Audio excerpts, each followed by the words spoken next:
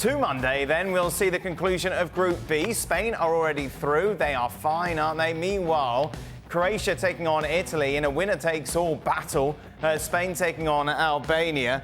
Frank and Gab still with us. If you take a look at the odds, who's going to get the victory? Croatia 2-1, Italy 5-4 draw, which would be good for Italy 11-5. Frank and Gab, I want to start with you. What's the feeling amongst the Italians going into this game, given all the criticism off the back of that defeat against Spain?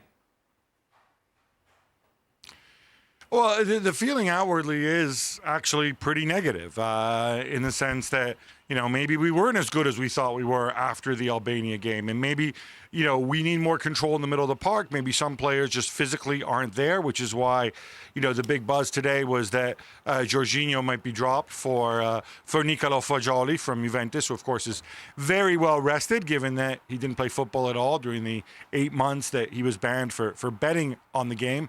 And so they're going to try that approach. I think what's going to be really, really interesting for me to see is Spalletti's made a big deal out of identity, out of Italy wanting to keep the ball in possession, about wanting to build from the back. And, they did try to do that against Spain, and they got hammered because they couldn't handle the press.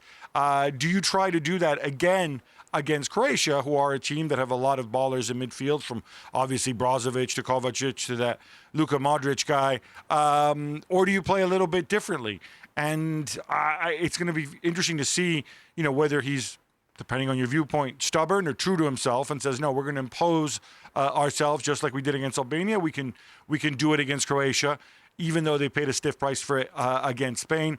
Other point I would add is Italy have played Croatia 8 times in their history and have never beaten them. Wow. It's 3 wins and 5 draws in those 8 games. So if you believe this stuff matters, not looking too good. What's your prediction then, Gab?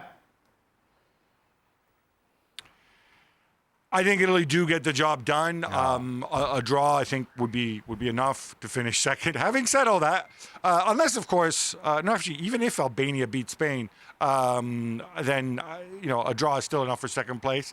And guess what? While I like to root against Germany, that late German goal means that Italy, if they finish second, as is likely, will not be playing Germany here in Berlin come next week. And I'm kind of psyched about that. And I think the Germans are kind of psyched about that too. Yeah, the Germans, with that late equaliser, will now place the second-place side in the England group. That, of course, will come to the conclusion on Tuesday.